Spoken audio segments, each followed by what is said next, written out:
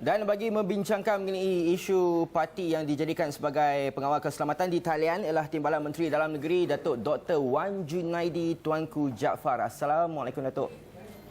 Waalaikumsalam Tuan. Datuk, berkenaan dengan pengawal keselamatan yang dijadikan daripada parti ni, 496 pengawal keselamatan warga asing telah pun ditahan sejak 1 November lalu dan ini merupakan satu angka yang sangat besar. Bagaimana firma keselamatan boleh mengambil langkah sikap mudah seperti ini tanpa mengambil kira kepentingan umum, Datuk?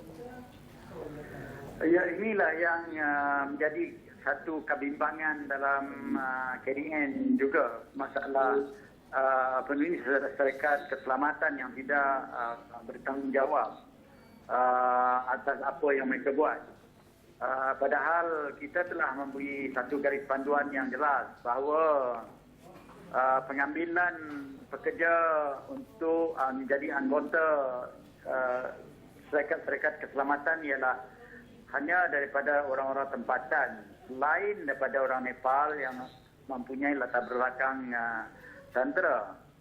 Tapi apabila berlakunya didapati bahawa ada syarikat-syarikat keselamatan ini mengambil orang asing yang bukan saja tidak dibenarkan mengikut peraturan dan arahan kementerian, tapi juga mengambil orang asing yang tanpa izin datang ke Malaysia. Okey. Jadi pandangan kita ini mungkin berbangkit daripada beberapa sudut, kerana syarikat ini membelakangkan tanggungjawab mereka kepada pekerja, iaitu kalau mengambil pekerja tempatan ataupun pekerja yang diluluskan oleh kementerian dan pihak polis, mereka terpaksa juga patuh dengan arahan-arahan daripada kerajaan, iaitu memberi insurans, memberi EPF dan berbagai lagi kemudahan-kemudahan lain untuk memberi kesenangan kepada pekerja-pekerja ini. Nombor satu. Yang nombor dua, mereka juga mesti patuh kepada syarat-syarat gaji minima yang dikenal kepada tiap-tiap pekerja Malaysia yang dalam industri ini yang bakal kita laksanakan pada bulan 1 ini nanti. Okey. Jadi dalam keadaan demikian mereka tergamak membelakang sebagaimana yang sudah sebut tadi, membelakangkan undang-undang, membelakangkan kepentingan negara dan membelakangkan kepentingan imej negara di kalangan antarabangsa dan mengambil orang asing yang datang tidak secara halal ke negara kita.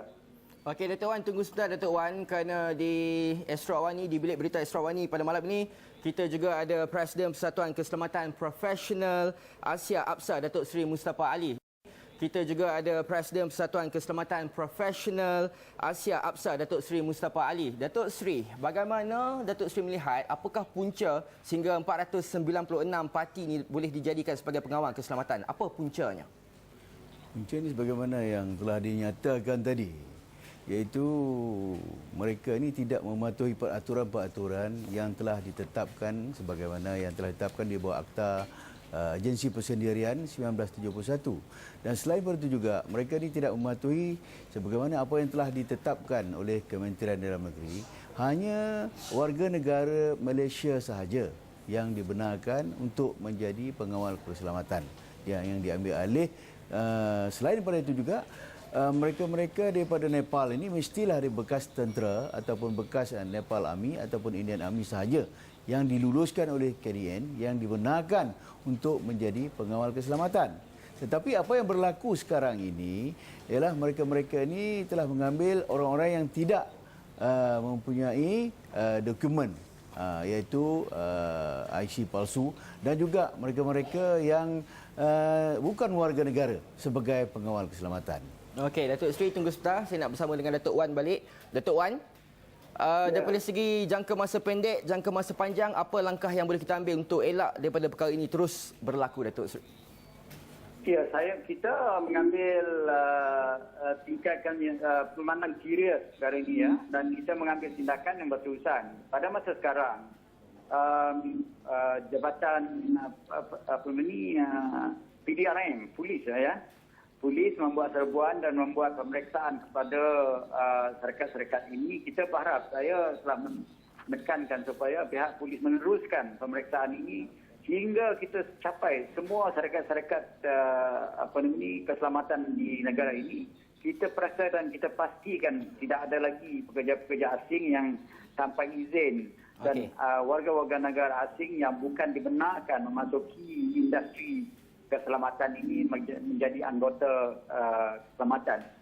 Kerana arahan kita tetap, iaitu anggota daripada masyarakat Malaysia yang layak dan orang Nepal yang berlatar belakangkan tentera yang layak dibawa ke Malaysia. Ini saja yang dibolehkan kita. Kita tidak teragak-agak mengambil tindakan. Ini akan berterusan dibawa oleh diambil pihak polis. Dan jadi setelah kita mengambil tindakan ini, saya berharap pihak syarikat-syarikat yang terlibat dengan industri ini jangan memandang ringan tindakan polis ini, kerana kementerian sendiri tidak akan teragak-agak mengambil tindakan yang deras terhadap mana-mana syarikat. Itu jangka pendek yang kita buat, ya. Okey, baik, terima kasih Datuk Wan. Ya. Okey Datuk Wan, terima kasih kerana sudi bersama dengan Awani 745 malam ini walaupun berada di London. Ya. Terima kasih Datuk Wan. Terima kasih. Okey, baiklah. Terima kasih. Assalamualaikum. Okey, baiklah, itu Timbalan Menteri Dalam Negeri Datuk Dr. Wan Junaidi, Tuanku Jaafar. Baik, saya nak kembali bersama dengan tetamu kita di Bilik Berita Astro Awani berkenaan dengan langkah pencegahan. Bagaimana Datuk Seri melihat langkah pencegahan ini, Datuk Seri?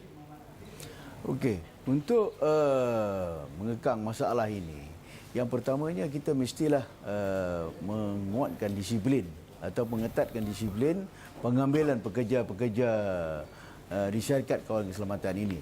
Selain daripada mereka ini yang disaring dahulu supaya bebas daripada sebarang rekod jenayah, bebas daripada dadah umpamanya, dan seterusnya, mereka ini mestilah kita kenal pasti yang benar-benar daripada warga negara Malaysia yang layak untuk bekerja sebagai pengawal keselamatan.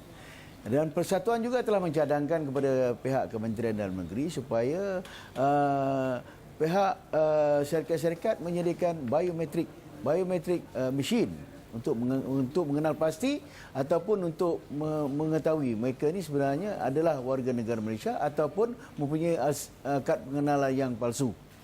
Ini adalah penting kerana sekarang ini didapati ramai mereka-mereka yang telah hilang kad pengenalan. Jadi kita tak maulah kad pengenalan yang telah hilang ini telah disalahgunakan. Selain daripada itu juga, kita juga ada mencadangkan kepada pihak kementerian supaya sebelum pengawal-pengawal keselamatan ini diambil bekerja, mestilah dihantar latihan dahulu. Yang mana latihan ini supaya dapat memastikan mereka ini benar-benar layak sebagai pengawal keselamatan. Barulah kita ambil dia orang ini untuk bekerja di syarikat kawal keselamatan swasta yang ada pada hari ini. Okey, Datuk Seri harap dengan usaha yang diambil itu, cadangan yang diberikan oleh Datuk Seri dapat mengembalikan kembali kepercayaan dan juga persepsi negatif bertukar kepada persepsi positif terhadap pekerja asing kita yang bekerja sebagai pengawal keselamatan ini. Ya, Datuk Seri? Ya, betul. Okey, baiklah Datuk Seri, terima kasih kerana bersama dengan Awani 745 malam ini. Terima kasih.